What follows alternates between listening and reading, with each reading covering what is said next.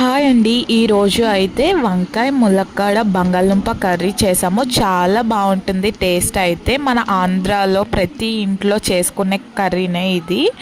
ఎవరికైనా తెలియకపోతే ఒకసారి ట్రై చేయండి. టేస్ట్ చాలా బాగుంటుంది.